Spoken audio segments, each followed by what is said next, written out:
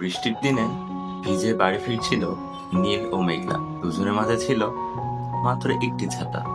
মেঘলা বলল, তোমার শার্ট তো ভিজে যাচ্ছে নীল। নীল হেসে ছাতাটা মেঘলার দিকে আরো একটু এগিয়ে দিল। তার নিচের কাঁধ ভিজল ঠিকই, কিন্তু মেঘলার চোখে তখন এক অদ্ভুত ভালোবাসা। সে মুহূর্তে শুরু হয়েছিল এক আজীবনের প্রেম। সেদিন বিকেলে শহরের বুকে হঠাৎ করেই ঝুম বৃষ্টি নেমেছিল।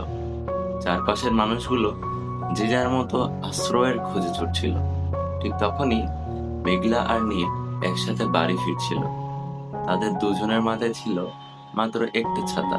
ছাতাটাও ছিল কেমন জানেন? একটা শিক ভাঙা, এক পাশটা সামান্য ঝুলে পড়া। হঠাৎ মেঘলার চোখ গেল নীলের দিকে। সে দেখলো নীল ওকে বাঁচাতে গিয়ে নিজের ডান কাঁধ পুরো ভিজে ফেলেছে। মেঘলা আর থাকতে পারলো না, মৃদু গলায় বলল, তোমার শার্ট তো পুরো ভিজে যাচ্ছে নীল। ও শুধু চশমাটা একটু ঠিক করলো আর আলতো হেসে ছাতাটা মেঘলার দিকে আরো একটু এগিয়ে দিল।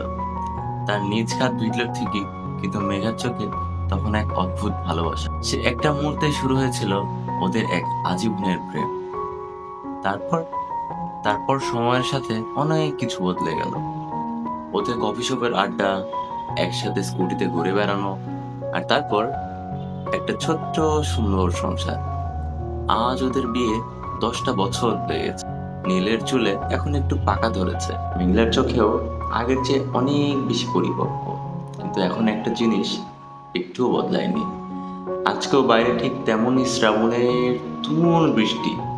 অফিস থেকে ফেরার পথে ওদের গাড়িটা জ্যামে আটকে গেছে। নীল হঠাৎ গাড়ি থামিয়ে ড্যাশবোর্ড থেকে একটা পুরনো ছাতা বের করলো। মেঘলা অবাক হয়ে বলল, কি ব্যাপার, গাড়ি রেখে নামবে নাকি? নীল হাসলো, বলল, চলো না, আজ অনেক দিন পর দুজনে মিলে একটু ভিজি।